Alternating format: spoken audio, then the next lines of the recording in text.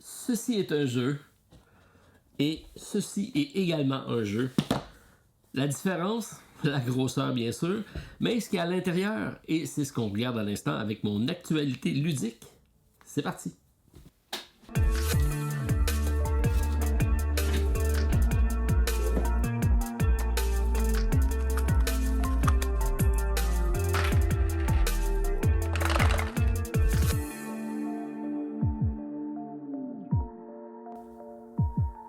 Bonjour tout le monde, très content de vous retrouver en ce samedi matin si vous l'écoutez en direct pour partager café petit déjeuner en votre compagnie et oui, mon actualité ludique.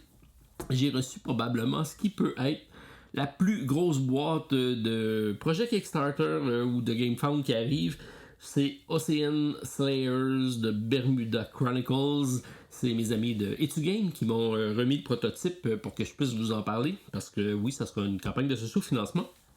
Et c'est surtout une énorme boîte. Bon, avant d'aller de ce côté-là, on va parler peut-être du podcast un peu, puisque cette semaine, c'était très intéressant épisode du podcast avec mon ami Martin Lafrenière de la zone du jeu de société. Et on a parlé d'innovation en jeu de société. Donc, la deluxification fait partie des certaines innovations au cours des dernières années, incluant le mode solo qui également a pris de la place. Donc, où on est parti de où, on est rendu où et vers où on s'en va. C'est ce qu'on a fait comme exercice. Alors, je vous invite à aller écouter le podcast pour ceux qui ça intéresse. Donc, de l'autre côté du plateau, c'est toujours un très agréable moment passé en compagnie de Martin, mais surtout de tous ceux qui nous écoutent. Donc, beaucoup de plaisir à partager, à imaginer tout ce que sera notre beau hobby dans le futur. Alors, bien sûr, ben oui, on parle de luxification. C'est effectivement une énorme boîte. Ça n'a juste pas de bon sens. Donc, c'est un format qui ne rentre même pas dans une calaque, je pense.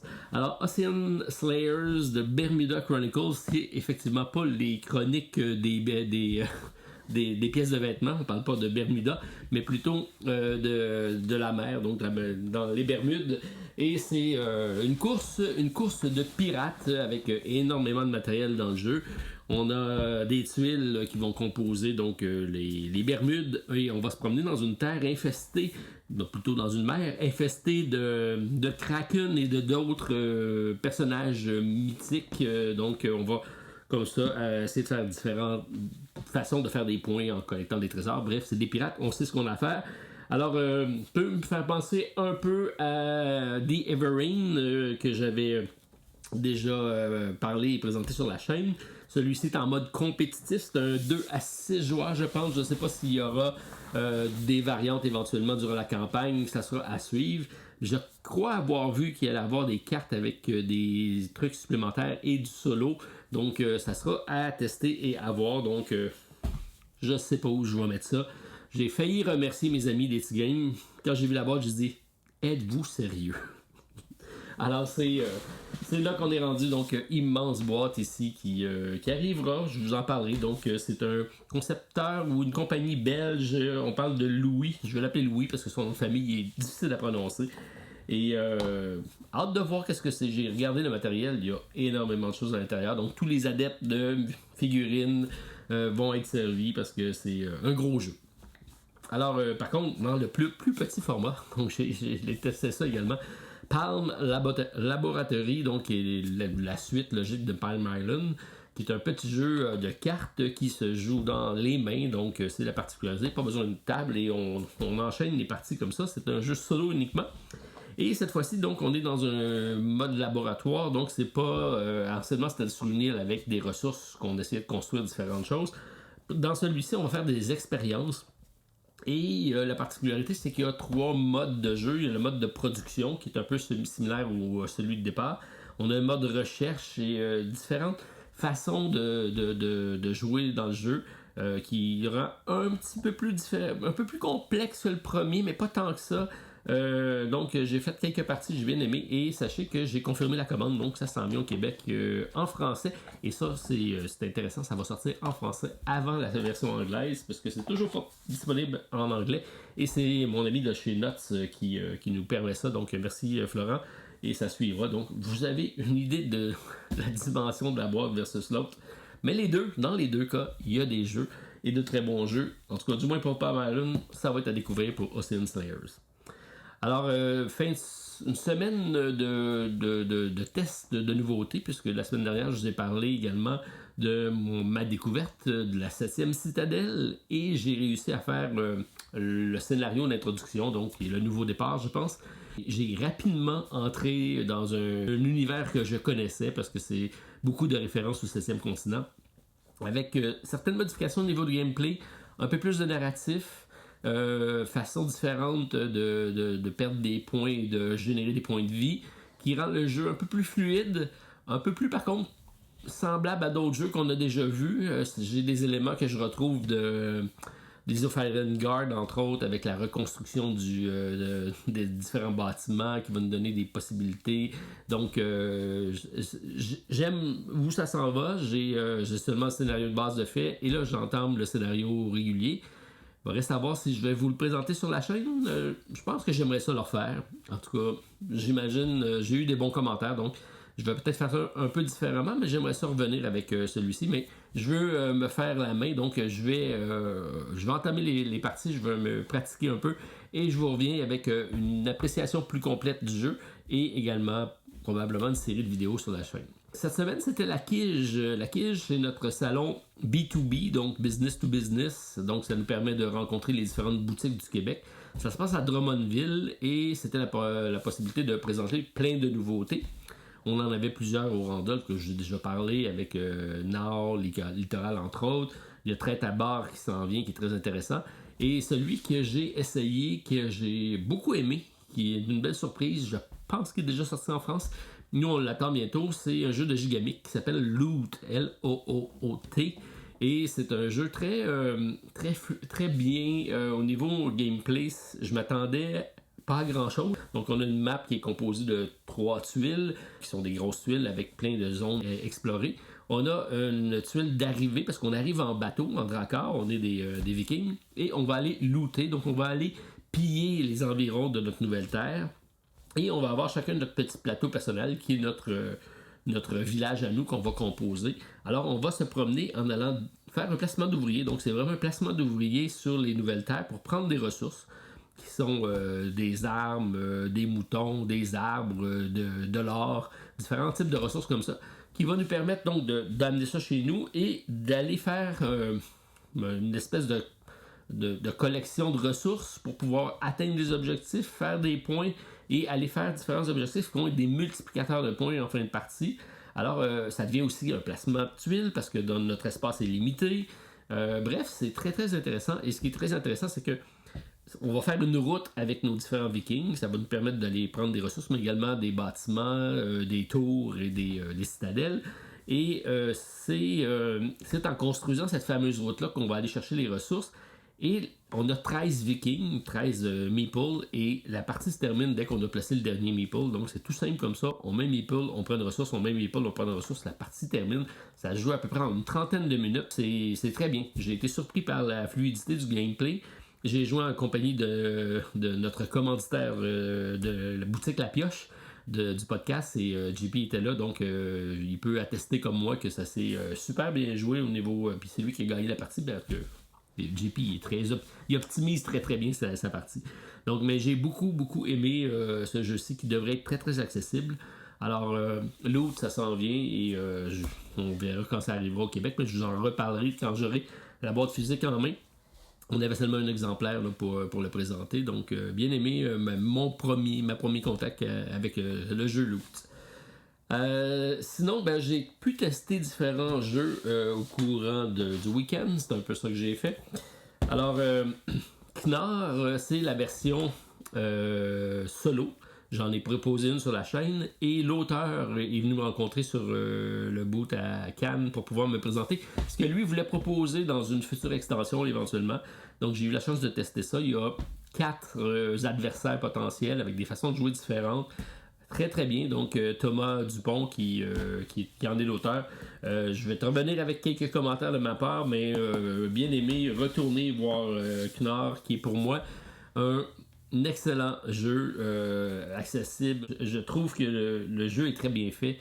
Il n'y a pas de surplus dans le jeu. On sait à quoi s'attendre. on court après des points. Les courses, c'est quelque chose qui me plaît bien. Donc, très très beau design de jeu. Alors, la version solo à suivre éventuellement.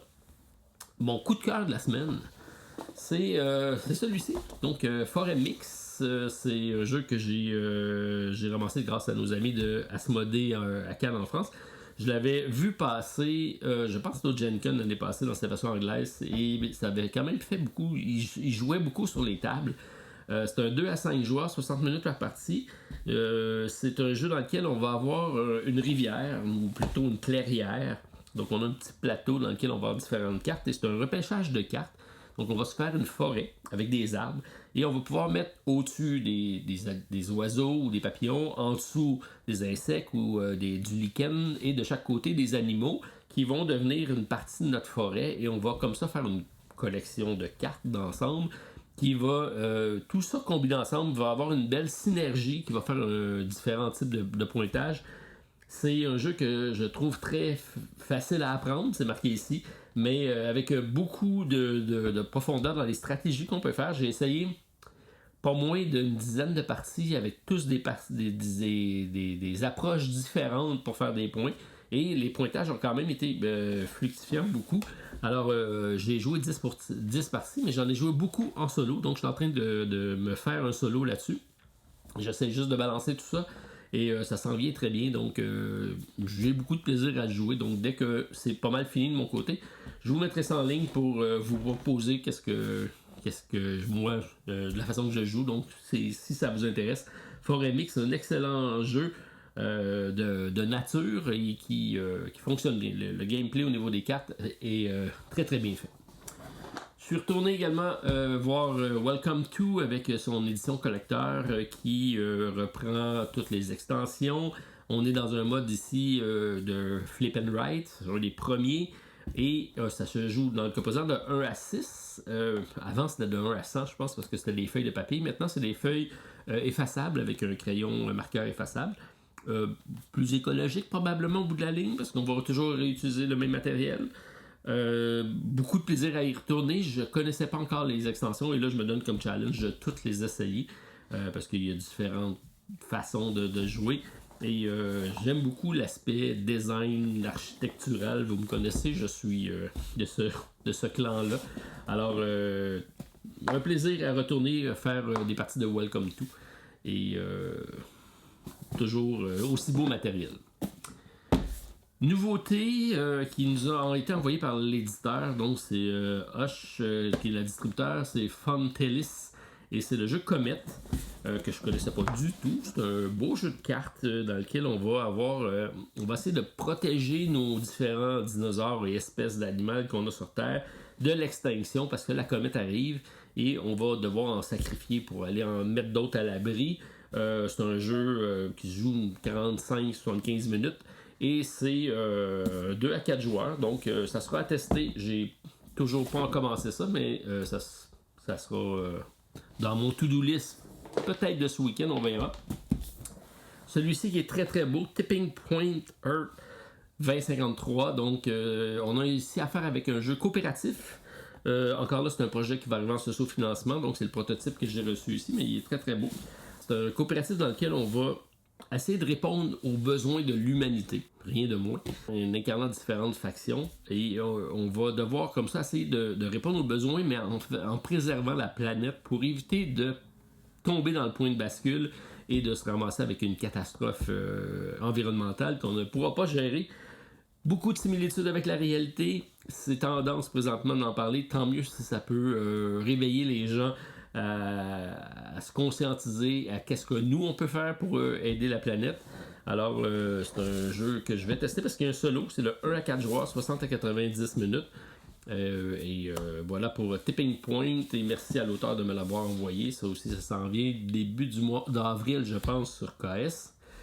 Et celui que je veux tester au courant du week-end, parce que j'ai celui-ci qui était avec de beaux renards, et ça m'a donné le goût d'aller visiter de ce côté-ci. Donc The Fox Experiments, c'est un jeu d'Elizabeth Hargrave qu'on connaît très bien avec également ses engagements écologiques avec Mariposa, les papillons, avec Wingspan, les oiseaux, et maintenant avec les fox. Donc, et ça a une mécanique beaucoup qui s'apparente à un roll and write. J'ai eu écho de bons commentaires de certains qui l'avaient essayé, donc je voulais tester ça. Et encore là, il y a un solo, c'est de 1 à 4 joueurs, 60 minutes par partie, 14 ans et plus. Donc, ça sera mon planning de ce week-end. Peaufiner ma variante de forêt mix avec des renards et aller du côté de Fox Experiment pour découvrir le nouveau d'Elizabeth Hargrave. Alors, c'était ma brève vidéo de ce week-end. Je remercie d'ailleurs aussi Steve qui a pris la peine de faire un petit topo de son prototype de jeu qui est en élaboration. Vous savez, j'avais déjà commencé une série sur le sujet. Je sais que ça intéresse beaucoup de monde. Il y a également en fin de semaine, je crois, le fameux événement à Sainte-Julie pour le ProtoFest. Donc, essayer des prototypes. S'il y en a que ça leur intéresse, allez jeter un coup d'œil là-dessus. Et ben oui, moi, ça fera partie de quelque chose que je veux remettre de l'avant éventuellement. Quand j'aurai le temps, ça fait partie de mon bucket list, probablement pour mes vieux jours, par exemple. Donc, voilà pour mon résumé de la semaine. Donc, j'attends de vous lire, savoir de votre côté qu'est-ce que vous allez tester au courant de ce week-end. Et parmi ce que je vous ai présenté, est-ce qu'il y a quelque chose qui est plus intéressant que d'autres ou qui vous intrigue plus que d'autres? C'est sûr qu'une grosse boîte comme ça, ça va en intriguer plusieurs.